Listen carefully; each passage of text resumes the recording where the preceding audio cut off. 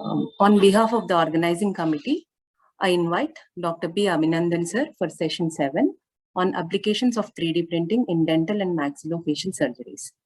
Dr. P. Abhinandan sir completed BDS from Rajarajeshwari Dental College, Bangalore in 2003 and MDS Oral and Maxillofacial Surgery from Government Dental College, Trivandrum in 2008. Currently, he is working as Professor, Department of Oral and Maxillofacial Surgery, SVS Institute of Dental Sciences, Mehboob Nagar, Consultant Maxillofacial Surgeon at Premier Hospitals, Continental Hospitals, Fort Hospitals, Hyderabad. His additional qualifications include AOCMF Fellowship in Microvascular Reconstructive Surgery of Head and Neck from Peking University School of Stomatology, Beijing. Fellowship in Cleft and Craniofacial Deformities from Amrita Institute of Medical Sciences, Kochi. He published 5 papers in national and international journals and has 25 scientific presentations. His areas of interest and expertise include microvascular reconstructive surgery of facial defects, orthodontic surgery, facial trauma. I welcome you for the session, sir, and over to you for the presentation, sir. Yeah, thank you so much for that kind introduction. Welcome, sir. If you permit, I would like to share my screen first before I start the presentation.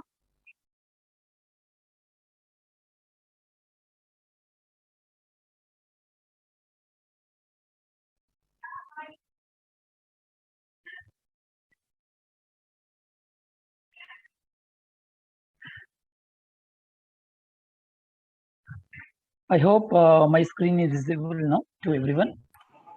Yes, sir, it is visible. Okay. So I'll start with my presentation. Good morning to everyone. I'm very happy to be here. I was here in the same forum last year also. There might be some participants who were there last year who are attending again this year and probably listening to the same presentation once again. For some of you, it might sound repetitive.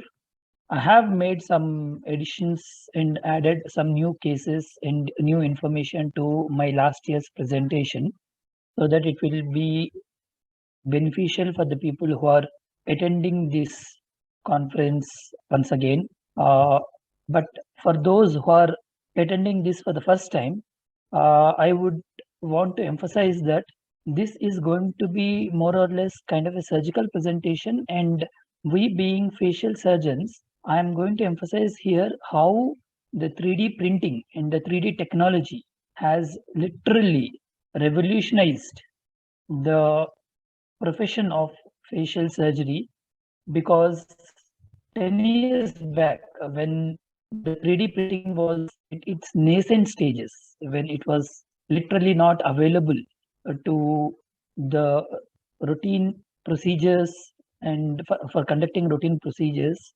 in those days it was very difficult to reconstruct the face.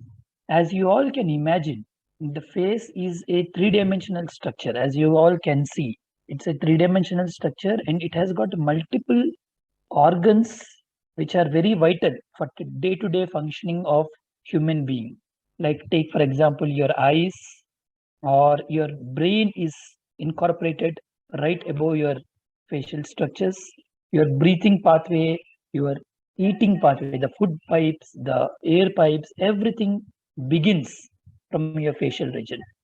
And not only that, another very, very important aspect is, unlike any other part of the body, the face is something which is always exposed to others, and your identity is represented by your face.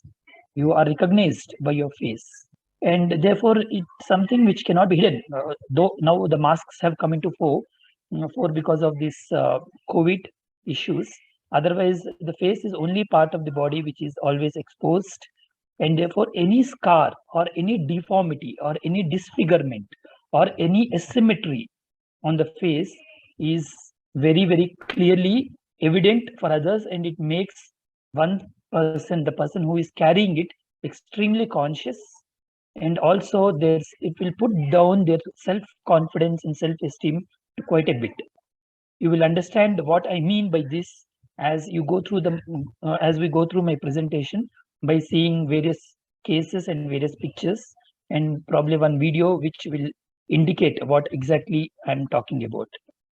So now, considering this critical area of the body, which actually represents our identity, it is paramount to replicate or to reproduce the lost part of any part of the face, be it lower jaw, be it upper jaw, be it an eye, nose, ear, or some part of the facial skin, teeth, all of these, when they are lost because of various disease processes, like say it can be oral cancer, or it can be because of some facial injury, trauma, where there is a severe bone damage, destruction in high speed road traffic accidents, or in case of assaults, or some fall from some heights, there is a severe disfigurement of the face.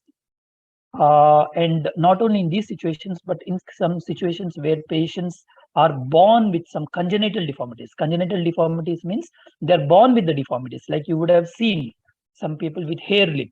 It's called cleft lip in scientific terms, or it can be because of some deformity of the face itself, or some big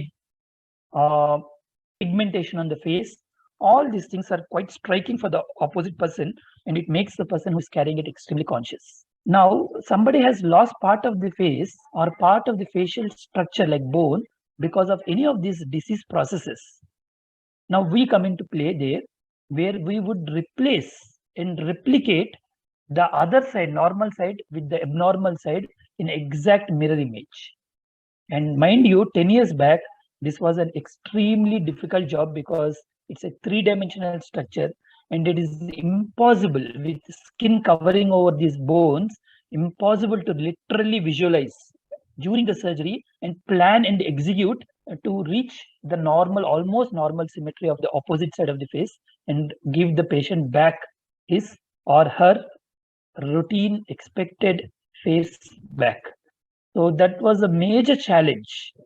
Now with 3D printing coming into picture, it made our job completely easier, because what happens is we can literally print the patient's face by using this 3D printing technology. We can have the patient face in our hands. I'll show you those in the pictures in the presentation. So we can see how the patient's face is damaged and how it can be reconstructed on this computer screen. And also when we print it, we can have it literally in our hands. And then we can plan it before even going into the operation theater, before even putting the patient to sleep by giving anesthesia. We can have a pre-surgical workup plan, and we can prepare a 3D stents, 3D splints, 3D prefabricated three-dimensional models, which will help us in knowing exactly how to replicate the face. And based on that, we will be able to reconstruct to almost 99% perfection. Though we are not, nobody is God here that we can create 100% perfection, but we can create near perfection, which is way, way, way better than pre-3D era. So this is what my presentation is going to focus on. And let me tell you, before I start, there are some pictures which are surgical images. Probably they might look very bloody. Some of you may not take it in a, it may not, it might appear somewhat gory to some of you, but I have to put those pictures for the reason that, you know, only if I put, you will understand the gravity of the topic, and also the importance of the way 3D is playing in helping us in reconstructing such an important part of the body, that is face. So I would like to start with a simple example for you to understand. With this example, the outline of the entire thing, how this 3D imaging and the 3D printing is helping us in planning the procedure and executing the procedure to the perfection. If you see this picture, this is a female patient. She's quite young. If I remember, she was only 24-year-old when she reported to us, just married. And as you can see in the arrow here representing the third image, there is a swelling on the lower part of the face. Because the reason behind this swelling in the lower part of the face is she has a big tumor in her lower jaw, and this is how she has come to us. She has presented to us. So when we examined her, we understood that, see, you can see this is her 3D CT scan. When we have printed her, we have taken a CT scan for you to orient yourself. This is her lower jaw, this is her upper jaw, and these are her lower teeth, and these are her upper teeth. You can see these are the eyes, and this is the nose. So this represents her entire face. And on the left side of her face, you can see that the bone is eaten away, and there is a hole which has formed in the bone, which represents that there is a tumor in the bone. I think somebody is unmuted. You can mute. There is some background noise because of it. Please don't mind. Mute yourself. Or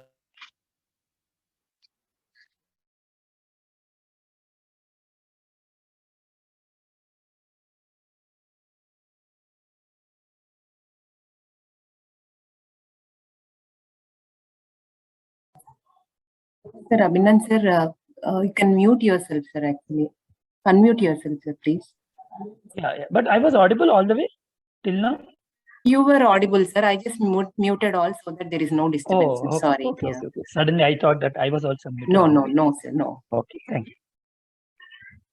So as you can see here, this is the hole inside the jaw, which indicates that there is a big tumor sitting here.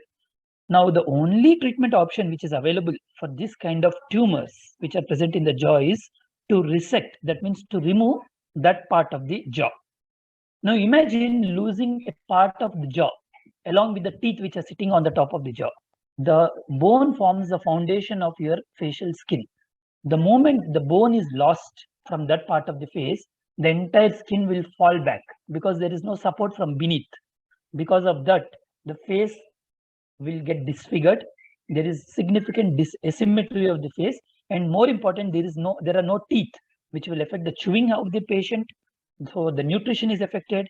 Not only that, the speech and overall the quality of life of the patient. Imagine at this age, 24-year-old female who is newly married, losing her lower jaw and part of the teeth, and suffering from these consequences.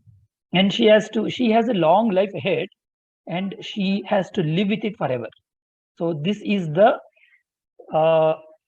what you call as reality, or this is the gravity of the situation, and this is how many people are affected, and we see them every day in our clinics.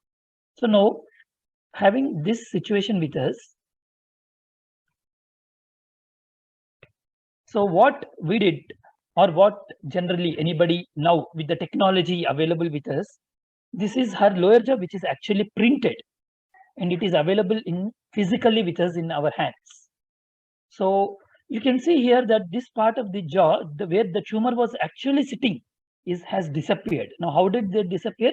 Because on the computer, when we put the images of our CT scan on the software, we have actually performed surgery on the software and removed the jaw part, which is actually to be removed in the patient at the time of surgery. And then from the opposite normal jaw, we have mirror imaged and put this normal jaw into the position where we have removed the tumor. And then we have created a normal jaw structure, which we want her to have after the surgery. And then that we have printed and we have taken it in our hands. Now we know how her jaw should look like during the surgery, what shape we have to create for her jaw, and which will match exactly with the normal side of the jaw. Now that we have this jaw in our hands, we use this titanium reconstruction plate. This is called titanium reconstruction plate. This is a straight plate which will bend before surgery, say 3 or 4 days before surgery, and shape it like that of her lower jaw, which will act for us as a direction or a mold to shape her jaw during the surgery. Now what we do, this is how we have bent and shaped the titanium plate, reconstruction plate on her lower jaw. You can see here, all her teeth are lost. Teeth are present only on this side of the jaw, and this side the teeth are lost. We don't put the teeth right now. We create the bone which is matching to this side and exactly get the shape of the bone. Mind you, This bone is not a straight bone like your hand bone or leg bone, but this is a curved bone. It has got a horseshoe shape. So exactly creating that horseshoe shape, you have to mold it in such a way that you will replicate. Slightly outwards, slightly inwards will definitely deform her face. And this is the only one-time opportunity we have to create her face. We can't keep on operating her year and after year and every year to create and to sculpt her face. These are living beings. They are living beings. So we cannot keep on operating. It will add to the cost and it will add to the unnecessary psychological turmoil for the patient. So this, in order to avoid this, we have one chance and we have to get the best out of that one chance. So in this process, we have created this jaw shape, and this is the plate which is bent, which is taken out from that model, and then we will send it for sterilization. It will go for sterilization because we are going to put it onto the live patient during the surgery. We'll sterilize it, and then now we'll take the patient to the operation theater like this. This is the patient on the operation table in the theater, anesthetized. She is sleeping. She has no clue what is going to happen, except what she was explained before surgery, that this is what is going to be done on her. Now, this is how the jaw is opened up, and you can see that the bone is cut. And this area where the arrow mark is present, my screen arrow mark is present, not the yellow one, the white one is the tumor location. This is the tumor. So the bone is cut, and then the tumor is delivered along with the bone and the teeth sitting there. You can see this is the bone which is delivered along with the teeth. Now that the bone is delivered out, we have to get a bone from some other part of our body. That is usually the leg bone. The leg has got two bones. One is the weight bearing bone, which is the main bone, and one is a smaller bone. So we generally take that part of the bone. This is the leg of the same patient during the same surgery. Now we harvest this bone. See, this is the length of the bone from this line to this line. We'll take the bone. You can see here, this is the bone from her leg, which is taken. But here the important point is this is a straight bone, not a curved bone like this. So what we do is, using the plate, this is a plate or reconstruction plate what we used to bend and shape. So we will have to create this shape during the surgery. So what we'll do is, as you can see in this picture, this leg bone which is taken is cut into multiple segments, and it is fixed onto this plate which was already pre-bent before surgery. So now this straight bone of the leg is exactly bent in the shape of the plate. So when we take this plate along with the bone and fix it onto the patient, it will exactly replicate the shape of the normal mandible, normal lower jaw of the opposite side. And this is how she immediately after surgery, don't worry about this, she will not look like this forever. She will in fact, see, this is the bone. See, this is the X-ray after surgery, which was taken after the surgery, few days after surgery. And you can see that the plate is sitting there, and then the bone is sitting right there, and it is cut into pieces, you see, so that it will nicely adapt to the shape of the other side. And this is how the patient looks after the surgery. You can see, compare before and after surgery. There is absolutely, you can't even make out that some surgery has been done on her. You can't even make out that she has lost the entire left side of her lower jaw, because her lower jaw is replicated and exactly fixed using her lower leg bone to the shape of the regular bone of her lower jaw. And then she will get teeth also at a later stage on her bone, so that she will have complete set of teeth. In fact, she is looking much better in this after surgery picture rather than the before surgery, because here there is a swelling here that is also disappeared. And then she can eat, she can chew, she can have her diet, everything in a normal way as any other individual. So her quality, she has come out of the disease, number one. Number two, her quality of life is totally unaffected. She can have a normal life. So this is possible only because of this 3D technology. Just for a second, go back and imagine a situation where we had no facility of this 3D printing. Then if there is no 3D printing, it would have been impossible for us to replicate her face to this near, I'm not saying this is the perfect situation, but to this near perfect situation, we will never be able to reproduce her face, provided thanks to 3D technology, thanks to your engineering background, your engineers who have come out with this great boon, wonderful boon to the medical professionals, which will help in recreating this kind of wonderful results and recreating this kind of faces. Similarly, this is another young female, again, just married or about to be married, you can see that there is a swelling here, there is a tumor. This is all before surgery. You can appreciate here, there's a big swelling, and this same female after the surgery. And see her mouth opening, everything is absolutely normal.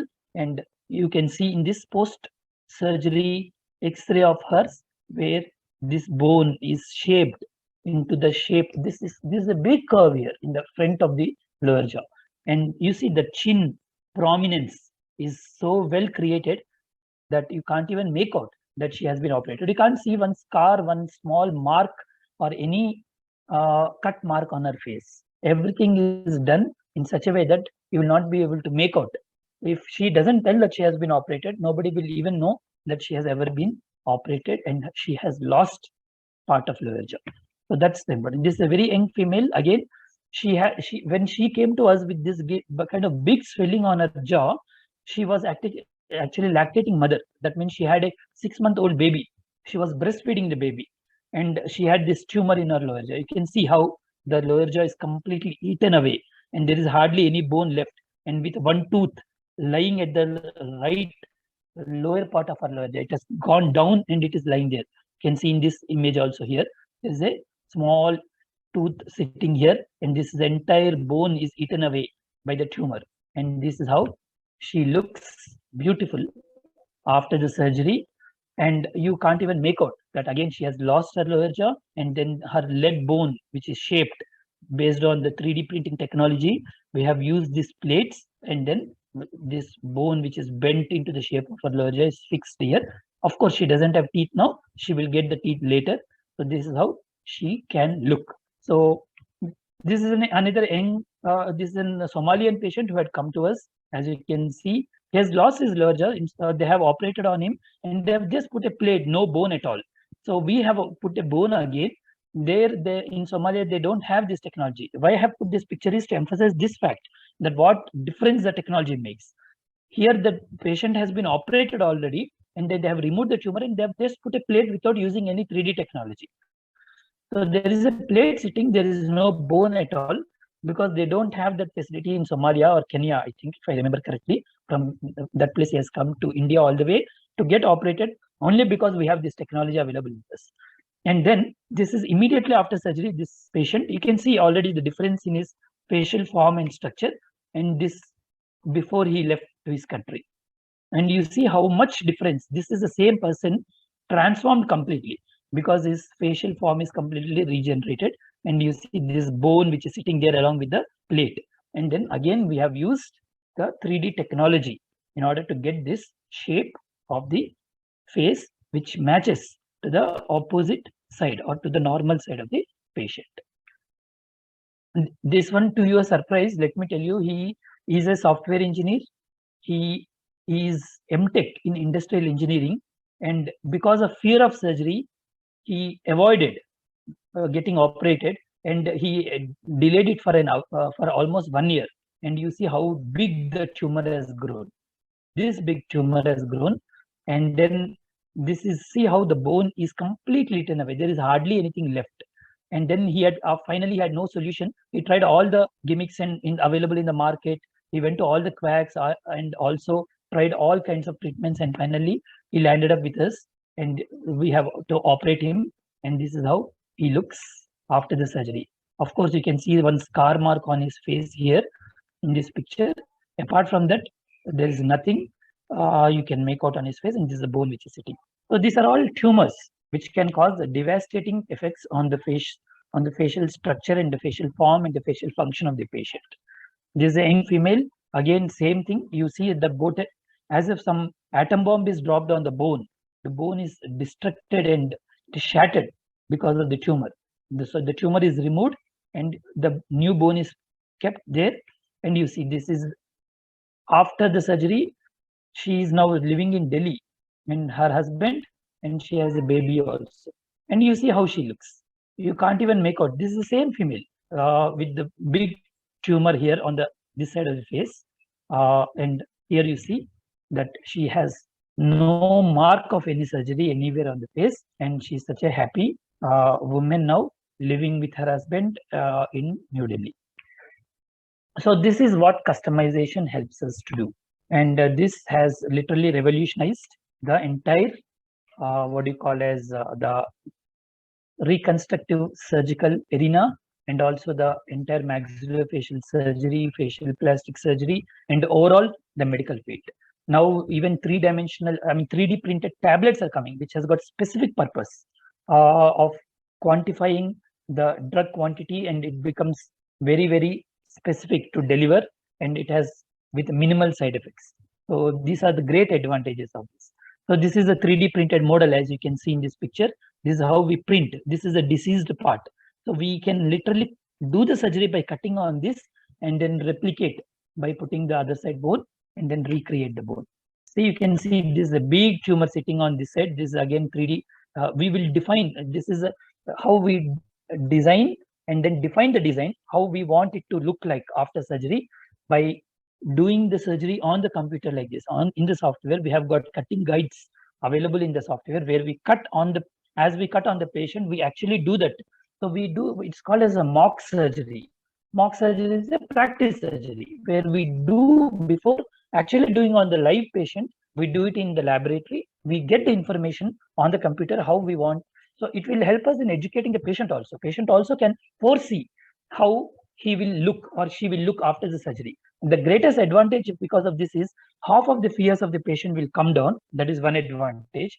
Number two, the acceptance of the patient for the treatment and the anxiety levels of the patient will significantly come down.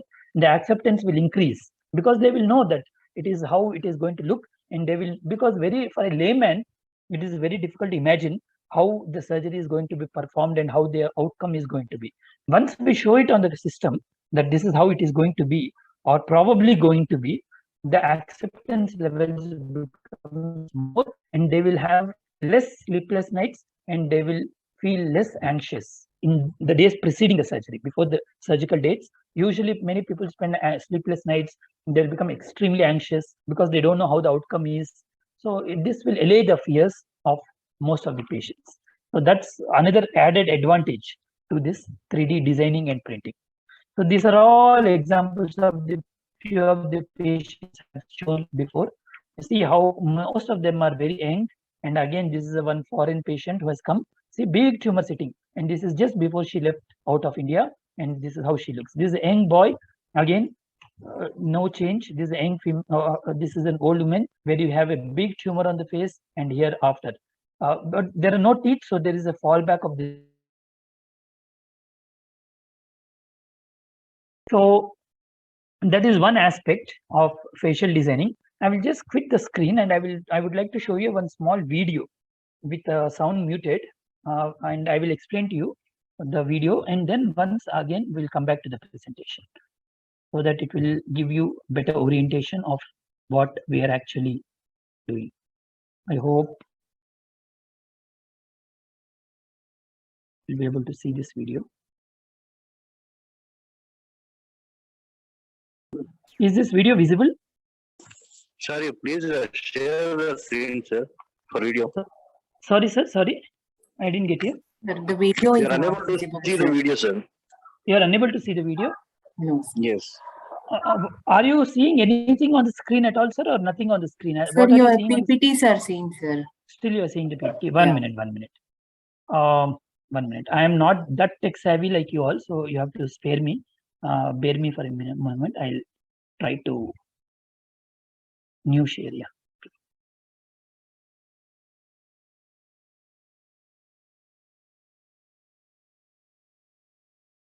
Now, are you seeing anything? Still PPT only? Or video? We are able to see the video, sir. Yes. Okay, wonderful. So this is actually how a jaw is reconstructed in the live surgery. This is a patient again.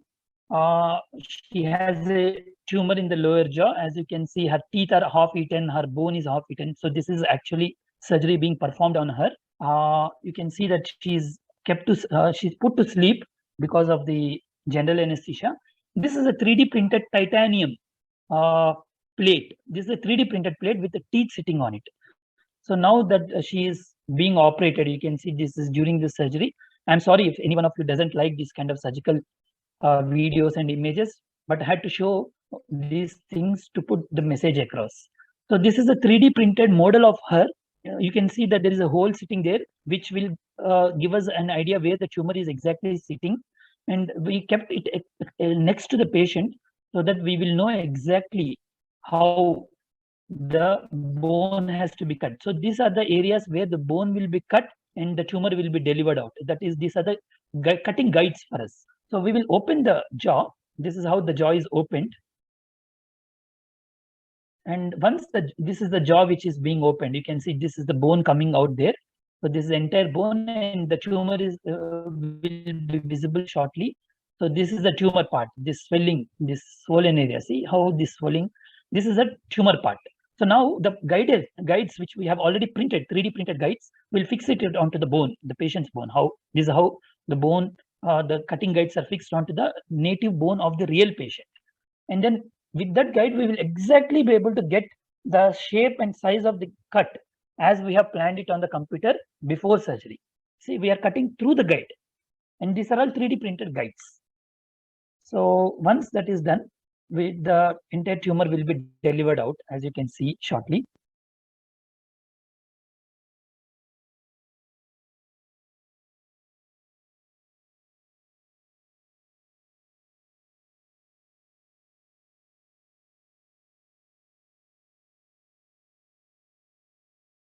So now see that slowly the bone is being delivered out along with the teeth and the tumor sitting right in the center.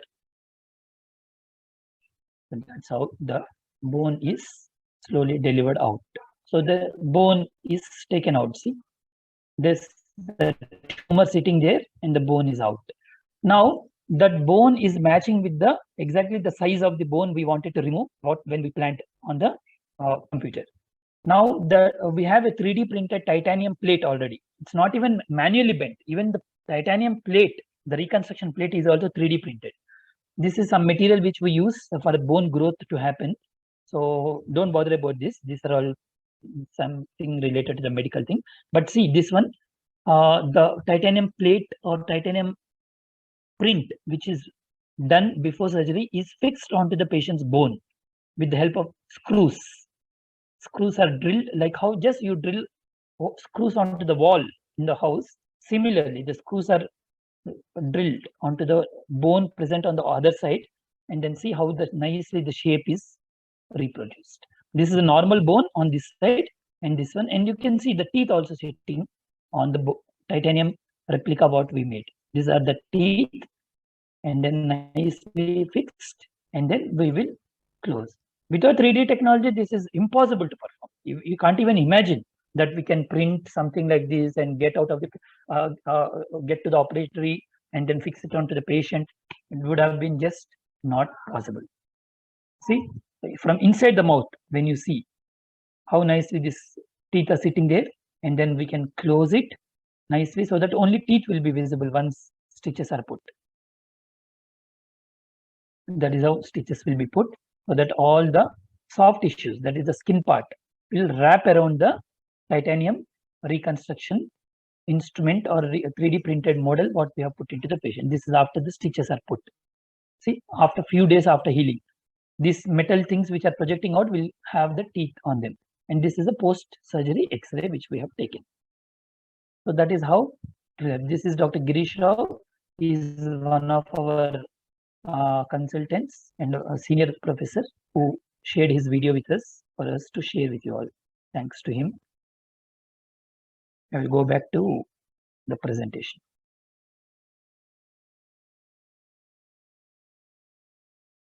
I hope that video was clear, and I hope you could hear what I was speaking as video was played. Yes? Yes, sir. We were able to hear, sir. Okay, Yes. thank you. So moving on, what we have seen so far is the lower part of the jaw, where the tumor or cancer kind of diseases have affected and would have caused devastation, and which can be repaired to near perfection. Now, there are some other important areas of the face, like the orbit. The orbit means the part of the socket which carries your eyeball. This one, as you can see in this image, here, this eyeball carrying structure in the skull is called the orbit. This would fracture many times in facial injuries. Whenever you have a road traffic accident, the most commonly fractured structures are the orbit or your cheekbone or your lower jaw. So one of these or your nasal bone, this nose fractures. Now, whenever this is fractured, what happens is you can see that we have to reconstruct it, and how it is done, I'll show you. Before going to this, this is one of our patients, young fellow again, he's hardly 32-year-old. See how badly because of the facial fractures. His entire, this side of the face is normal. The left side of the face is normal. The right side of the face, bone is broken into multiple pieces and multiple segments. He was operated already once in Khammam, in one of the hospitals in Khammam, but they unfortunately had no facility of this 3D technology. So they, whatever they could do to the best, to their best, and also whatever they could repair in that kind of emergency situation when he was brought to the emergency casualty, they have done their best. But he cannot live like this with his face forever. He is yet to get married. He has got such a gross deformity on the face, and you will be shocked and surprised to see his face before accident. He is very, mind you, he is very, very, very handsome guy. And now he looks like this. And this is how he has come to us. Now, already he has been operated once.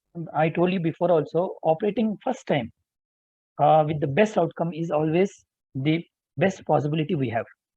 Second time when we go in, it becomes very difficult because that area is no more a virgin area.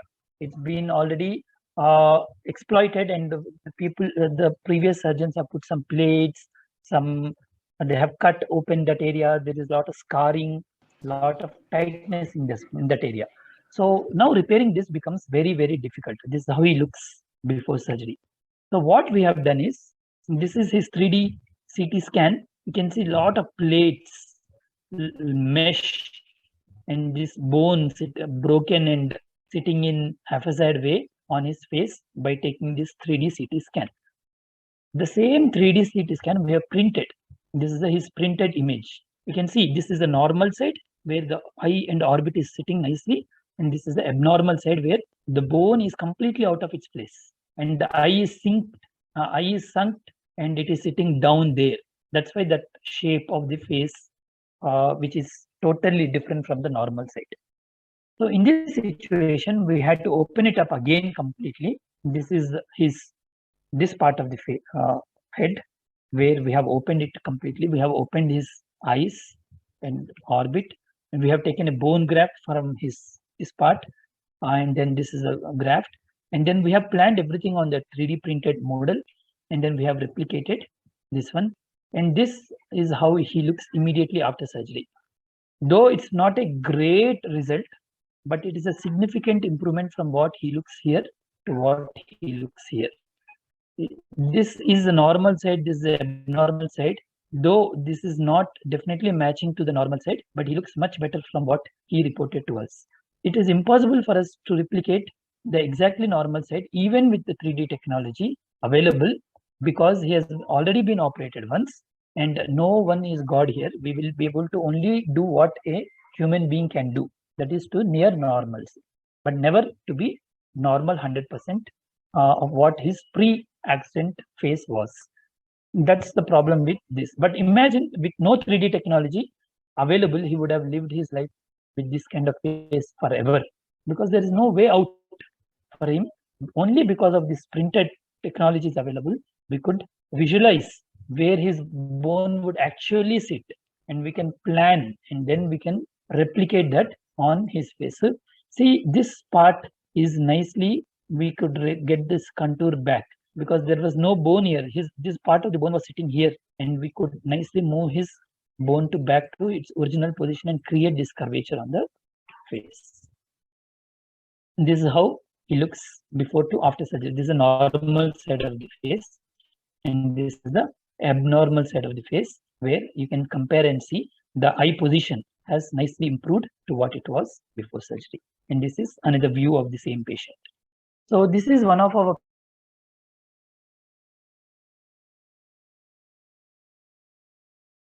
you can see the first author.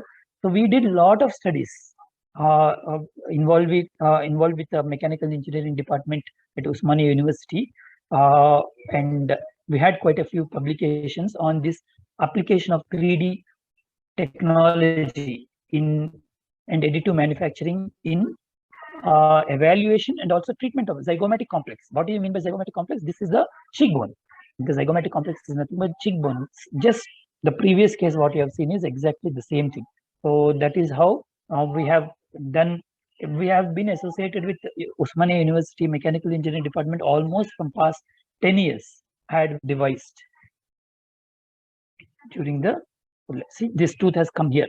If you remember the previous images, the tooth was here and there were no teeth in this part. So this tooth is gradually moved with the help of device all the way to this side, and therefore patient will have good amount of bone and the teeth on that side. So this is how the bone is this is a new bone which is completely formed. This is no bone taken from any other part of the patient's body. This is a bone which has been engineered and created, and we have actually made new bone to form de novo on its own with the help of the device in that area of the patient, missing part of the bone. So this is how the technology is slowly, gradually advancing. So no need of bone grafting also in the future. And then we will be able to, this is the planning for putting the dental implants, the teeth, and then nicely the teeth can be put and then it can be loaded. See how, where the teeth, this is the same bone which has been created, new bone. It's just like a normal bone. It bleeds when you cut it. And then you put screws into the bone and then plan for the teeth to be positioned. This is how teeth are positioned and this is how the implants are put. See, you can see post-operative image. This is a completely new bone which is generated. Into that new bone, screws are put. These are called dental implants, and then teeth are fixed. These are the teeth which are fixed, which are contacting the opposite teeth nicely. And then this is how. So this is another case where you have big tumor sitting there. See, this is a devastated bone, and then again printed model, and then this is the reconstruct what they call as template which we have been which has been created, and then bone regeneration is happening. Bone is being moved from one corner to the other corner. This will take over a period of 1 month for the bone to move from one end to the other end, and as it moves from one end to the other end, it will keep printing new bone in between these two segments. It will every day some amount of new bone will form. So this segment of the bone will move and dock onto the other side, and it will fuse with the bone on this side. Meanwhile, this entire bone which is missing is printed in the live patient, and patient is going around doing his regular activities every day. Is not in hospital also anymore. This phenomenon is called as distraction osteogenesis. Osteogenesis means you are generating the new bone. Osteo means bone, genesis means generating. So no need of any bone graft. You can actually create the bone, and as one segment of the bone is moved to the other side, the bone is being printed in the live patient, and it moves along with the new bone which forms. So that is the advantage of this technology. This is another patient where the bone is being created and printed. This is a template which is used. This is for the upper jaw, and then you can see the plates are fixed, and then this 3D printed image is used to guide his teeth position, and then the plates are fixed, and then this is immediately after surgery. His cheekbone is being corrected. You can see the difference in the position of the cheekbone here, how it is become better. And he will get his teeth subsequently when we put the implants. This is another patient who had met with accident, and you can see that there is a big defect, forehead, there is a hollowing, and then you can see how his bone is grafted and it is shaped depending on the 3D printed model, and then it is implanted. And now you see how he looks. Here there is a hollowness, and here there is fullness. The shape of his forehead is nicely created without any deformity evident. This is another patient who lost his entire side of the bone due to accident. So you can see there is no bone. So under the skin, there is only directly brain. So if you take a needle and prick onto the skin, it will directly go and poke his brain, because there is no protection to his brain, because there is no bone at all. Bone is completely lost. So in these patients, this is how the 3D printing has been done, and then this artificial template is created, and then this is the one which is created based on the 3D printed model, and then it will go and sit right there onto the patient's skull. And you can see this is immediately after surgery. You see this hollowness is completely gone. From here to here, you can compare and see. So it will protect his brain. And if a small injury also without any bone, he will get injured on the brain, and that is a life-threatening kind of situation, because any small injury also can kill him. So by putting some protective material there, it will help him from those kind of grievous injuries in the future. So this is, and also this 3D printing helps us to teach our younger generation of surgeons, because you can't ask them to come to the operation theater and directly start operating on a live patient. Previously, that's how it used to be. 10 years back, when we were all students, we were held by our hands by our professors and made to operate on live patients. Slowly, we used to learn our surgical skills and evolve in surgical skills those days. But now with this 3D technology available, we can make all our students sit in a laboratory and use these 3D models and practice surgery on the models before actually performing on the live patients. So that is how it has imparted a great advantage to the teaching environment in the medical hospitals and medical colleges because of the availability of the 3D printing. So this is how the implant planning can be done. You can see this stent which is printed and created, and these slots which are present will show exactly where the dental implants or the teeth we want them to sit. And then they will be taken to the patient, and then we can put them directly there. And then joint replacements. You would have heard total knee replacements, hip replacements. Like that, we do jaw replacement, joint of the jaw. Jaw has got a joint here, which will be replaced. And this is a 3D printed joint, which is designed as per the patient specific. It means custom made. We can't have a what you call as like you can go to a shop and buy one size fits all. It doesn't work that way. Everyone has got a different shape of the joint, so we have to custom print it by using their CT scans, and then we print it and then implant it into the patient. See, this is how the planning is done by using a wax up. This is a wax which is used to print the joint of the patient, design and then print, and this is a final printed joint, and which will go and sit into the joint place. This is also useful for patients who have got joint arthritis, where the joint is completely gone because of some disease like tuberculosis, some infections, because of some accidents, they have lost the joint. In those situations, we can actually create a joint. This is how this is a 3D printed joint with a titanium material, which is sitting right there. You can see there. And this is for the upper jaw, where the teeth are printed. This is for the lower jaw, as I've shown you in the image. This is a 3D printed titanium mesh, which goes and sits in the place. So these are a few examples, and these are the images of the upper teeth, where the people, because of a lot of black fungus last few months back, many people have lost their upper jaw completely, because usually the black fungus affects upper jaw, and this is all post-COVID scenario. After COVID, we have seen plethora of black fungus cases in our hospital, and most of them have lost their upper jaw because the black fungus affects the upper jaw. We have to remove the upper jaw completely.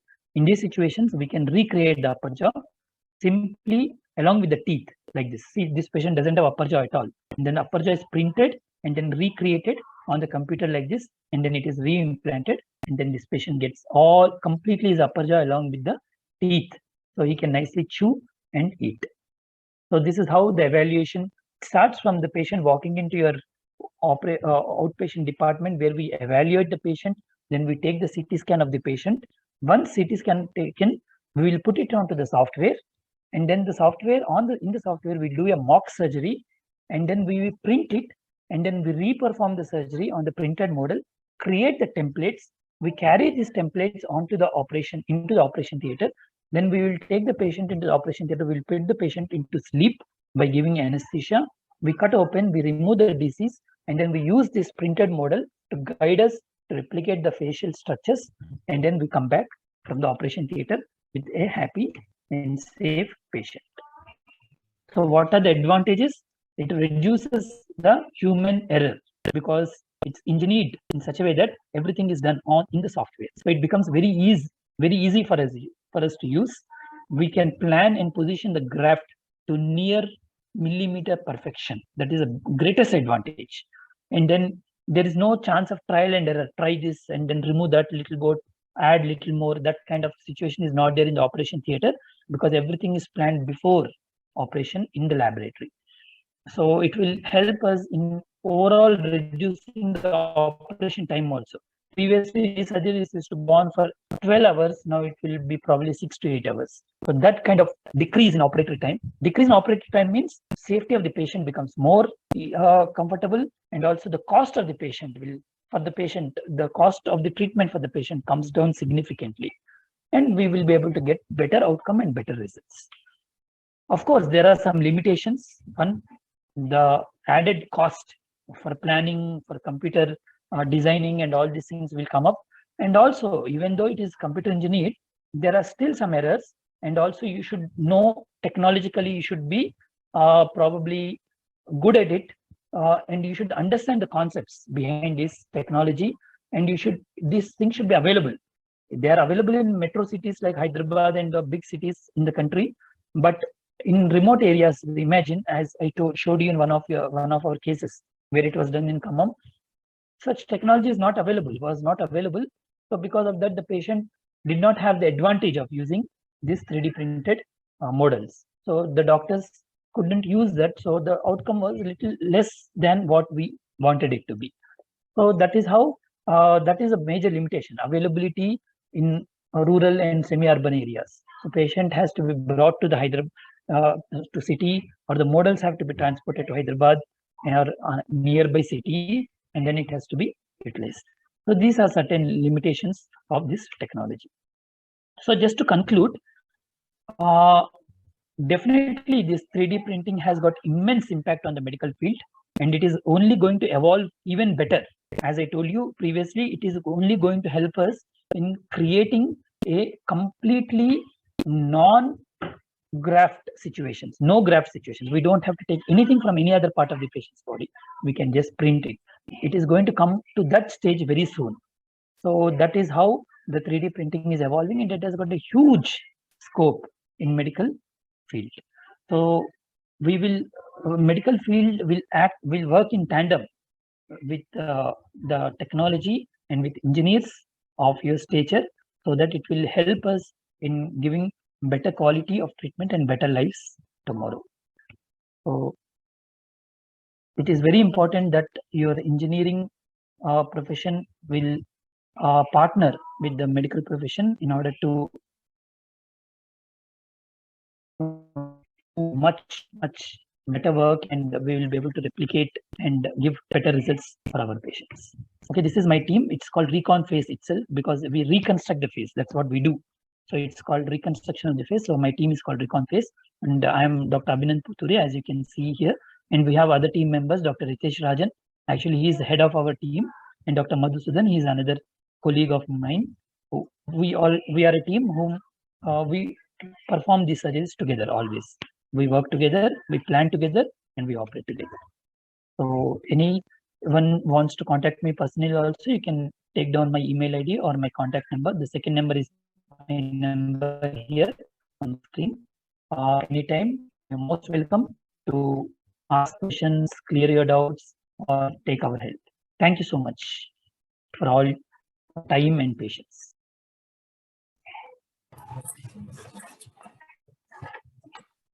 Thank you, sir, for accepting our invitation and presenting a wonderful session with applications of 3D printing in dental and maxillofacial surgeries with many live case studies, which shows the potential of 3D printing. Thank you so much, sir. Thank you so much. I request the participants can interact with the resource person now, if any questions.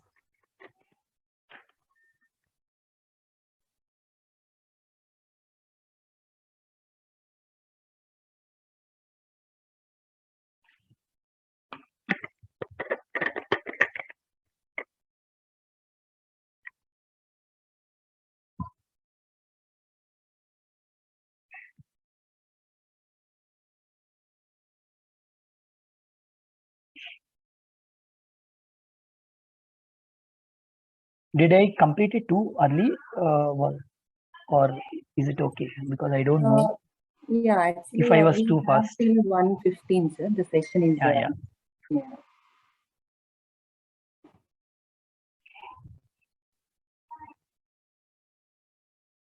So we have 1 hour time for question and answers. If anyone has questions, I can give elaborate answers.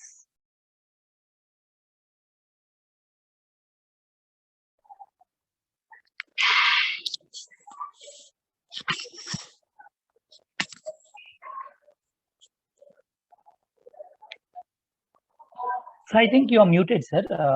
We can see your video, but we can't hear you, sir.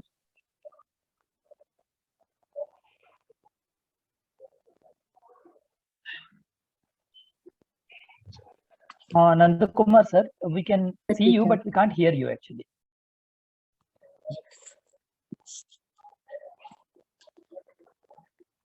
Good afternoon, sir. This is Niranjan here. Yeah, good afternoon. Good afternoon.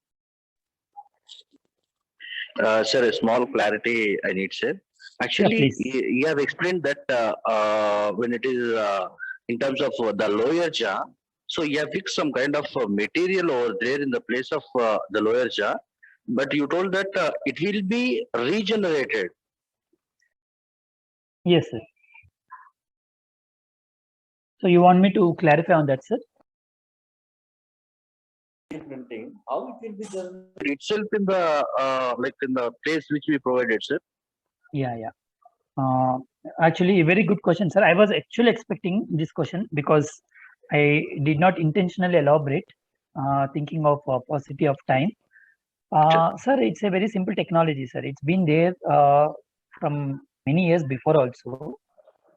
The template what we have created, it is the shape of the jaw, that's all. It's only a titanium material. Now what happens is, the bone in the body, human body, has got a unique potential to form new bone. It regenerates. So what generally we do is, imagine this part of the bone is completely missing. Here we cut the bone and then we'll create a segment of bone. So what we do is, gradually every day, by using this device which we have fixed, this device is fixed to this segment of the bone, and we will rotate a screw on that which is projecting outside by 1 millimeter every day. So this segment of the bone moves 1 millimeter every day towards the other side along the track which we have created on the device. So during it moves 1 millimeter per day, the remaining time when we move 1 millimeter, it will, that gap which is there between this segment and this segment will form a new bone. Then another 1 millimeter we move next day, it will form again new bone, because the bone has got that regenerating potential. When we cut the bone, it will create some bleeding surface. The bleeding surface will bring calcium into that area. That calcium will deposit and it will form the new bone in the shape of the existing bone.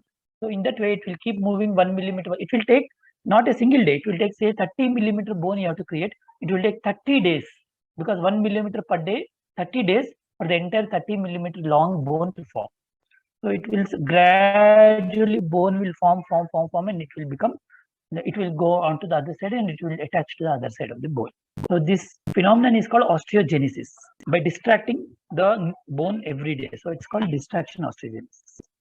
It is also useful to lengthen the leg bones also. So people who are shorter, they can we can increase their height by doing this, but there is an element of risk, because both legs have to be equal in lengthening. If slight difference, 0.1 millimeter difference is also there, then they difference, because of the difference in the lengths of the leg, but they will limp and their stature will change. So that is a risk there. But here it is a single bone, so we can do it comfortably. I hope Thank you, sir. I could answer your question. Thank you very much. Yes, sir. Very good explanation. And moreover, this I need one more clarity, sir. Yes, sir. Whatever the screw which you are moving every day, 1 mm, 1 mm like that, no, sir, along with the path, and yes, that sir. screw will be shown outside of the face, this thing, or like it will be inserted inside of the mouth.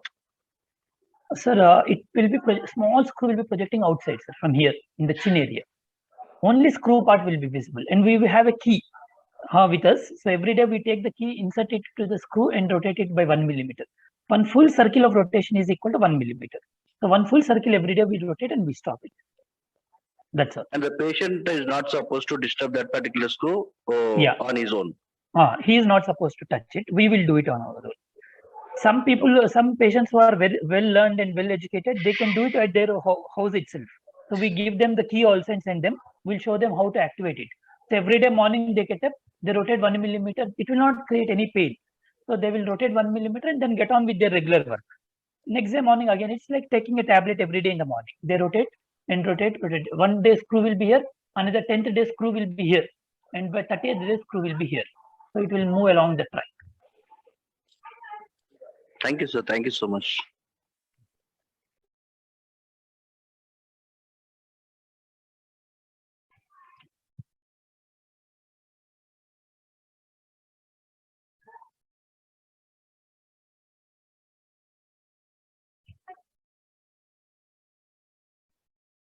Any more questions from the participants?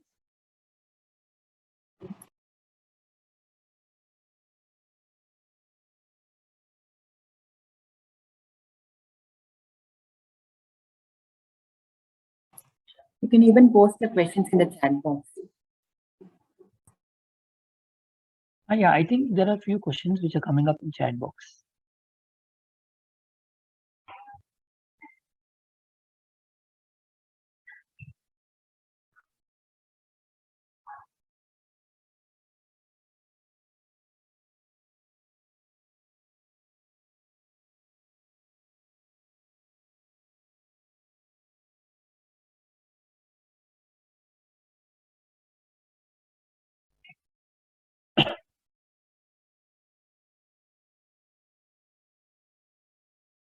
The metal jaws are fixed with screws tightness in future.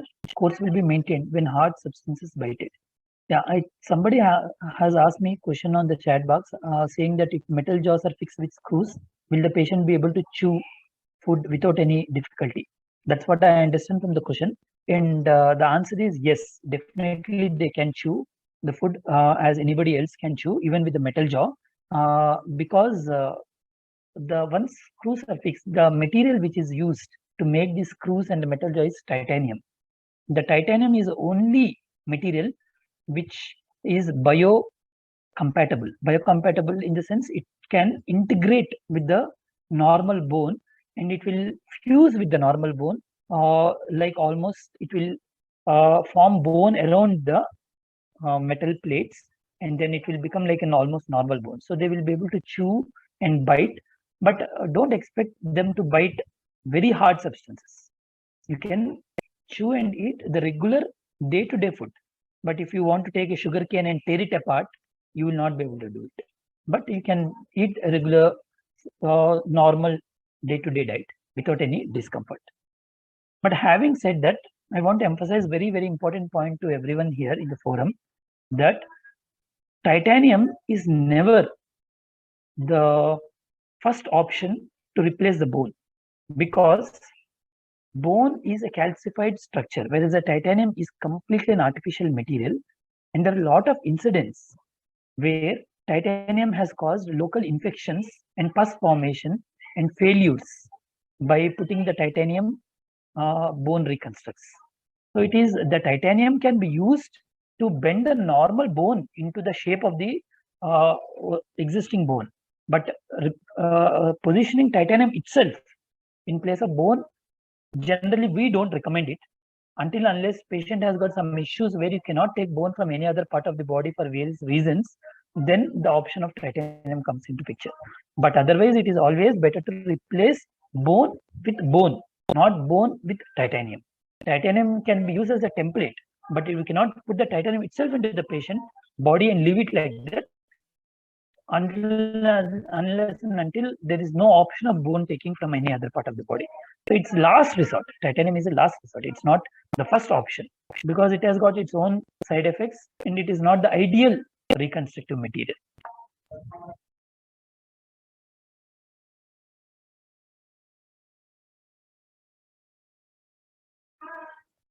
What are the other materials which are used rather than titanium? Because the more cost of the titanium.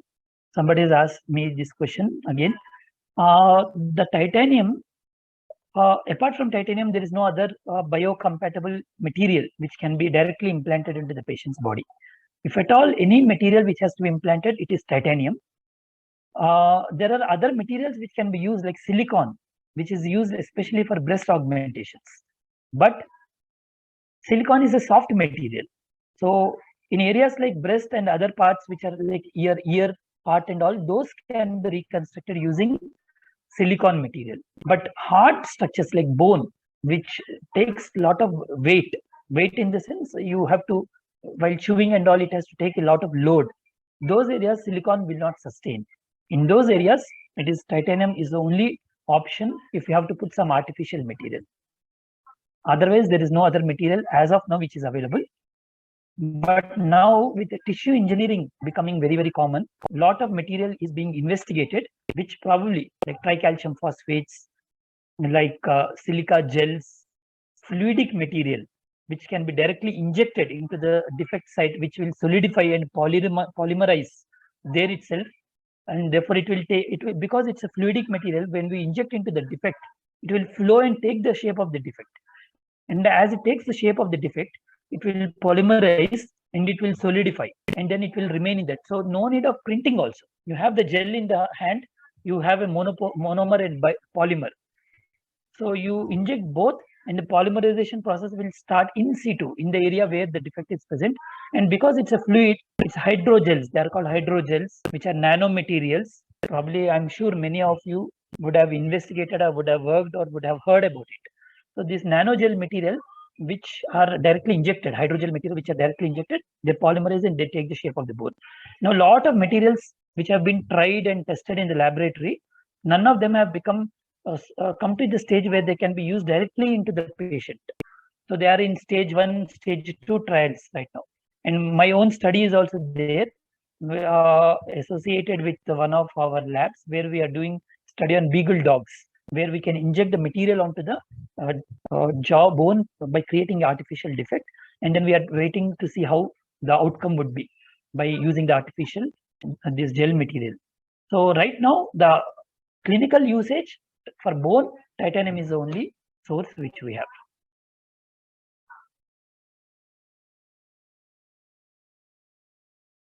But lot of scope for these nanogels and hydrogels in the future.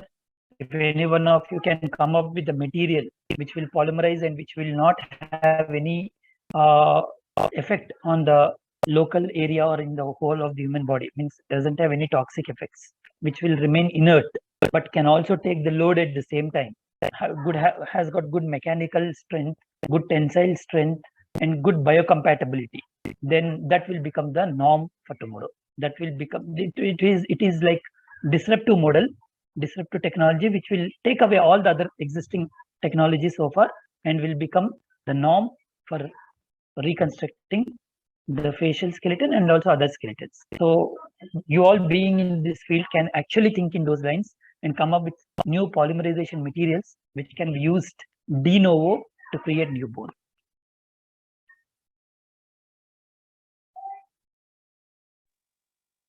Abhinand sir, one more small question, sir. Yes, sir, please, sir.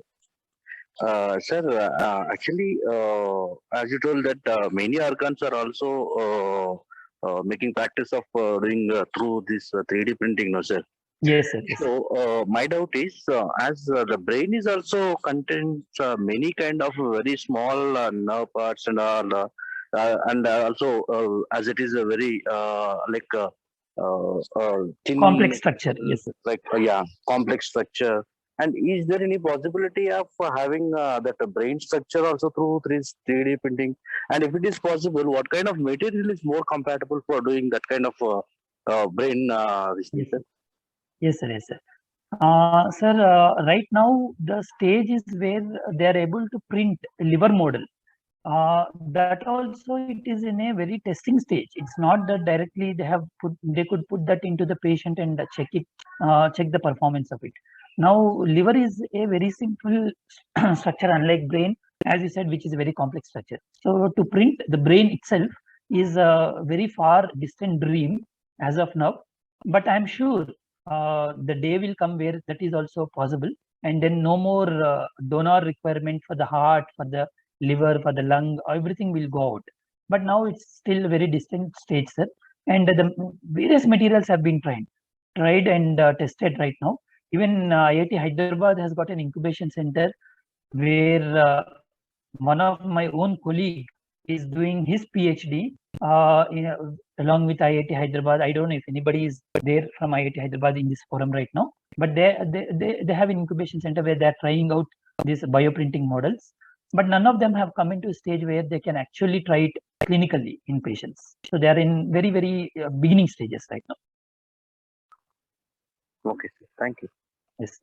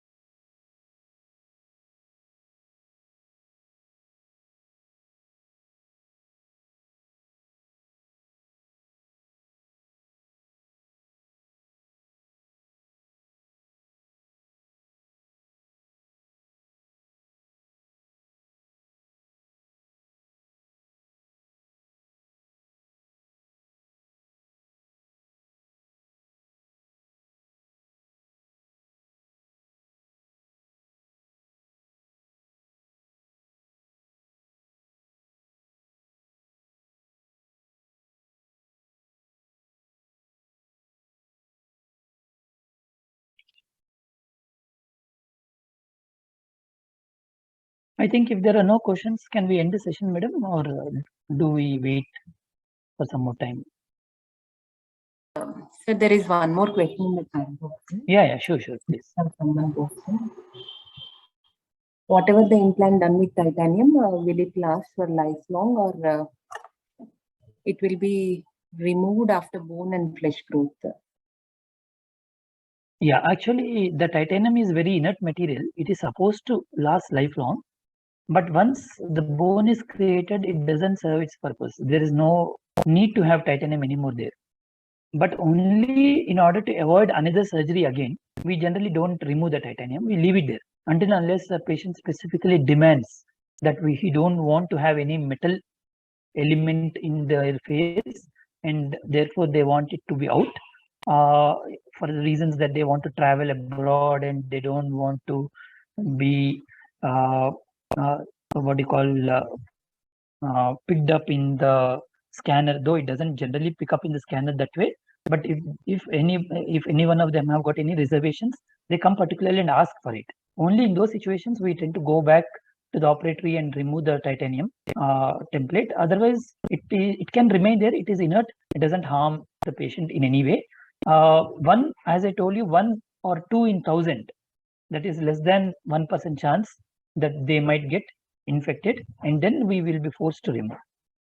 This is a situation where there is a bone along with the titanium, but only if you are putting titanium without any bone regenerate or without any bone graft, then definitely the titanium has got very high chance of getting infected. Only when bone is being formed or when bone graft is placed along with the titanium, then the titanium will behave very inert.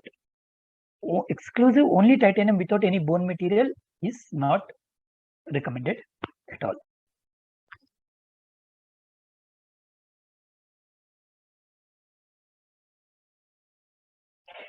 I hope I'm clear, didn't confuse you more. Sir, one more question here in the chat box. Yes. As titanium is joined with other internal parts, is patient has to take medicine for a long time? That's the question probably. No. Patient, the day he is discharged from the hospital, he will be asked to stop taking medicines. At the most, he might take for a few more days. The 2 regular antibiotics and those kind of things. That's all. No need of any long-term medication. Absolutely not.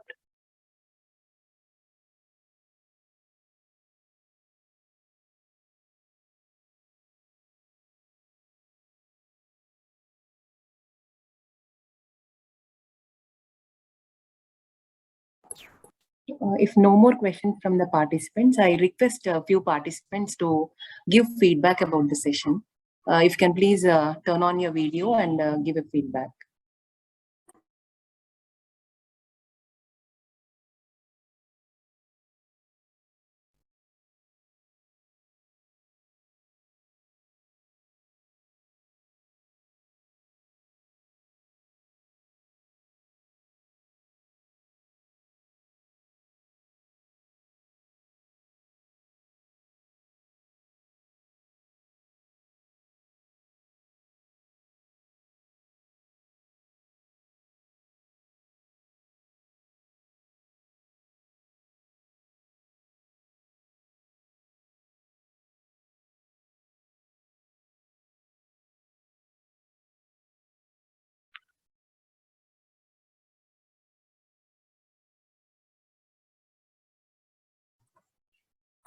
I once again request the participants, at least 1 or 2 participants, to give your valuable feedback about the session, please. Sir, there is a lot of feedback in the chat box probably, but Okay.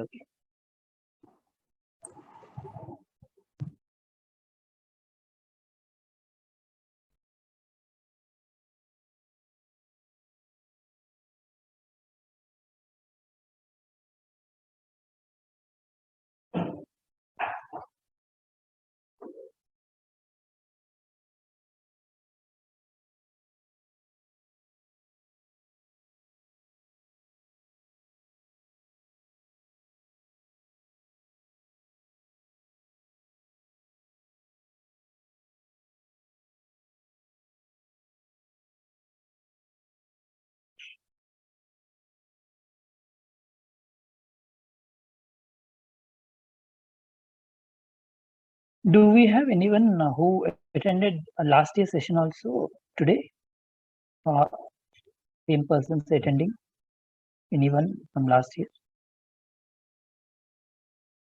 I think there are few participants, sir. There are very few participants.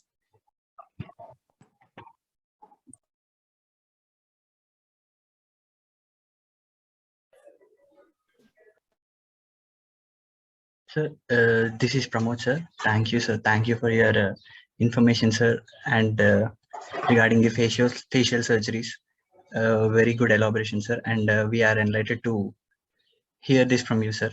Your presentation was really good, sir. Thank you, sir. Thank you. Thank you so much. Thank you, Pramod, for those words.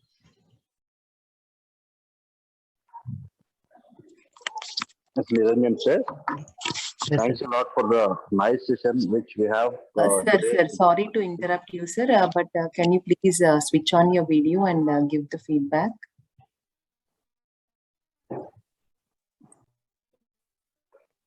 Thank you so much, sir. Thanks for your valuable session which we have today. And you have explained more live examples normally which we experience in our daily life. And thank you so much for this session. And sir, if you Thank don't you, sir. mind, can you please send your mobile number and your email ID if any urgency is there, if any opinion is required, let us contact you, sir. Sure, sir. Sure. It is there on my screen, sir. I will share the screen once again. Sure, sir. That's my mobile number and 1 minute, sir.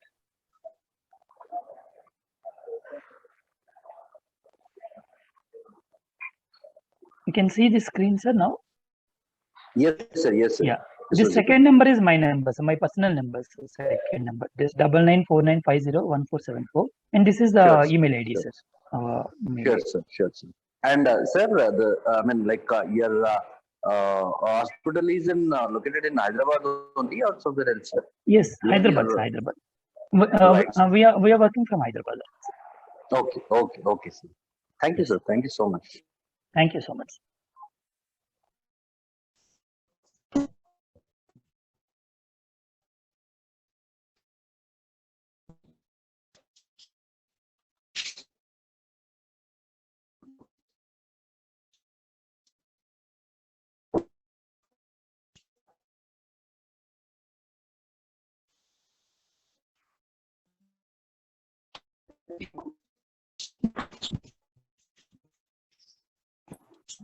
Sir G. Ashok Garu, you want to give feedback? So please switch on your video and give feedback, so please.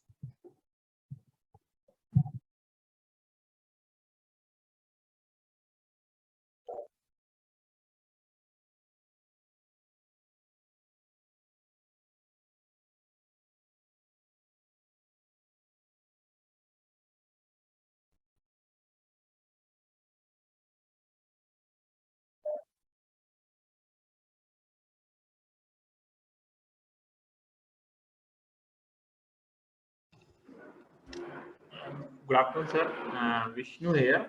Yeah, good afternoon. Thank you, sir. The presentation was very good, and the things are like that. We are seeing the images live, so it will be given additional knowledge regarding that how 3D printing can help in medical field also. So thank you very much, sir. For Thank very you. very. Thank you so much.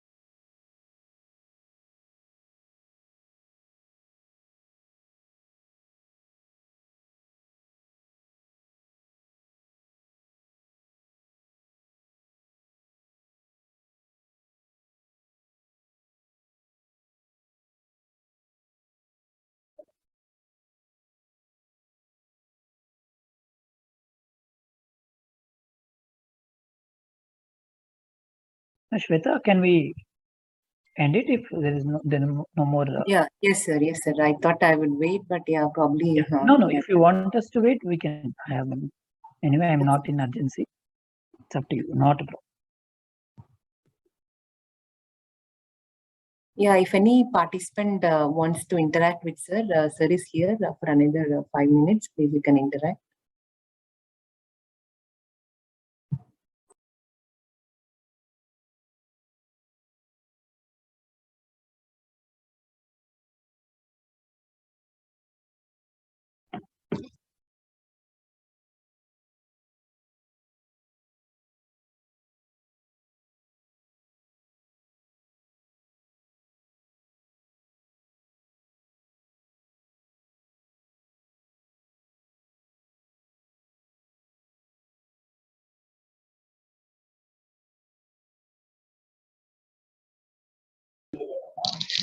Sir, good afternoon, sir. I am P. Sharad Babu from Chittoor, sir. Yes, sir. Can please. I ask?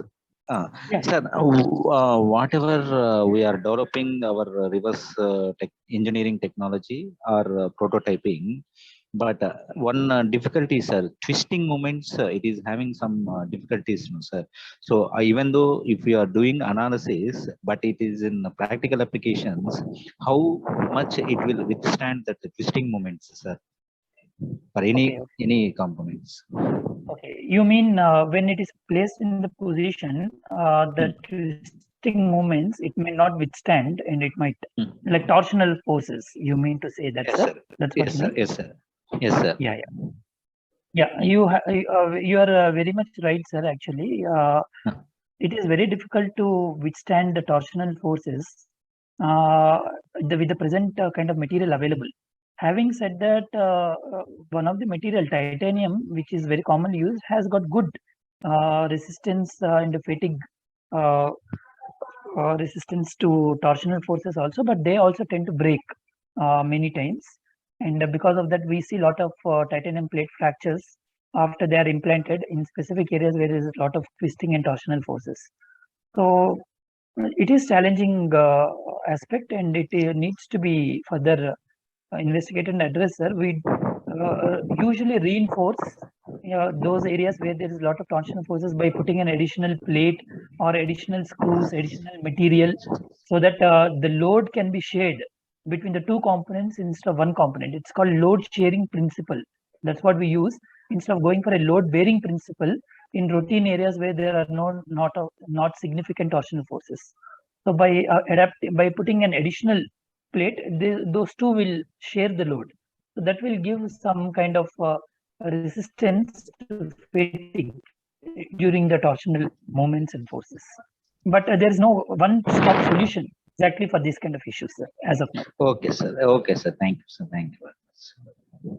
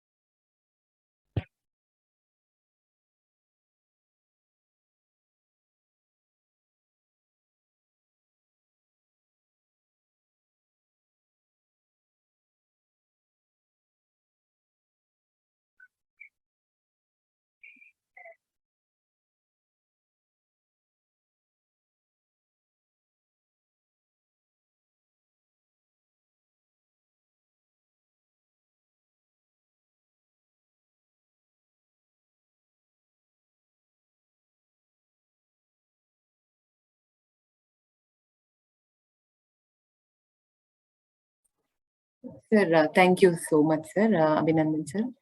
Thank you for spending your valuable time to come over here and present such wonderful session. And I Thank hope all you. the My pleasure. participants have benefited from the session. Yeah. Yeah, thank you so much. Thanks for giving me this opportunity. And I'm looking forward to be available next year also. And Yes, sir, any definitely. questions, any queries regarding my topic, anyone is free to call me or shoot a mail to me. I will be more than happy to answer. And thank you all for your patience and time. Thank you. Thank you, sir. Your details will be shared, sir, probably. Yeah, sure. Thank you so much. We look forward to more in sessions from you in the future events. Definitely. My pleasure. Thank you. Bye. Thank All. you.